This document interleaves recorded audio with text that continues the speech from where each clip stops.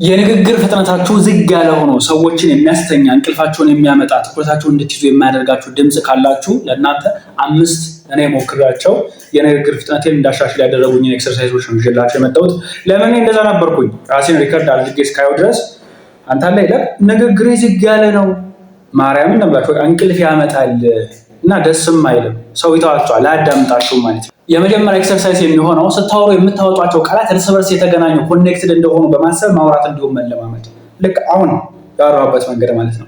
እሱን በሙዚቃ ለጋቶ ይሉታል። ለጋቶ ስታይል ኦፍ ስፒኪንግ። ለጋቶ ማለት ሁሉም ኮኔክትድ እንደሆኑ ማሰብ እና ማውራት ቃላቶቻችን ማለት ነው። የተነጣጠሉ ከሆነ ደግሞ እሱን ስተካቶ ይሉታል። እሱን ተውት ብቻ። ለምን እኔ እንደዛ ነበርኩኝ እንደነገርኳችሁ ዝግ ያለ የንግግር ፍጥነት ነበረኝ። አሁን ግን ሳወራ እንዴት ነው ፒክቸር የማደርገው? የማወጣቸው ቃላት ለካ እርስ በርስ የተገናኙ እንደሆኑ ሳስብ መፍጠን ባለብኝ ቦታ እንድፈጥን ያግዘኛል ማለት ነው። እዚህ ጋር አሁን ትልቁ ቁም ነገር መፍጠናችሁ አይደለም፣ ፈጣንም ሆኖ ግልጽ መሆን አለበት። ሀሳባችሁን የምታወራቸው ሰዎች ሊሰማችሁ ይገባል ማለት ነው። ፈጣንም ሆኖ ዲፎልት መሆን የለበትም። ዝግ ብላችሁ በዚህ መንገድ የምታወሩበት አጋጣሚም ስላለ ማለት ነው። ሁለተኛ ኤክሰርሳይዝ የሚሆነው ታይመር ታስቀምጣላችሁ 1 ደቂቃ። በ1 ደቂቃ ፈጣን በሚባል የንግግር ፍጥነታችሁ ብታነቡ ምን ያህል ቃላትን ነው ማውጣት የምትችሉት የሚለውን ነገር ማወቅ መለማመድ አለባችሁ። ስልካችሁ ላይ ታይመር አስቀምጡ፣ መጽሐፍ አምጡ፣ ስታርት በሉት። ፈጣን በሚባለው ንግግራችሁ ነው የምታነቡት። ምን ያህል ቃላትን ነው ማንበብ የምትችሉት? 1 ደቂቃው ሲያልቅ ታቆማላችሁ። እያንዳንዱን ቃላት ትቆጥራላችሁ።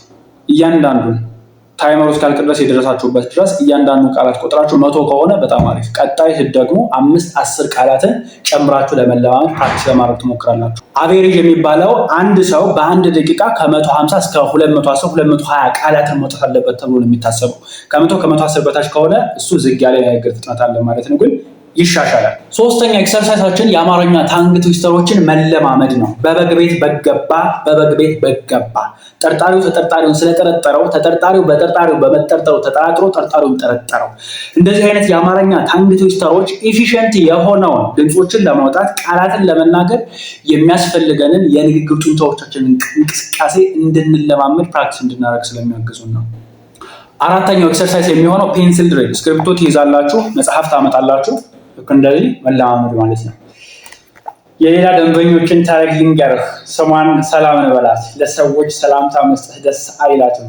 ከአጠገቧ ሰዎች ሲቀመጡ ደስ አይላትም። ሰዎች ብቻ ሳይሆንም በባለቤቷም ጋር በአካል መቃረብ ደስታ አይሰጠንም። አሁን እሱን ማድረጋችን እንደነገርኳችሁ የአፋችን እንቅስቃሴ ኤፊሽንት ከሆነ መፍጠን ስንፈልግ መፍጠን እንድንችል ስለሚያደርጉ ነው። ኦኬ።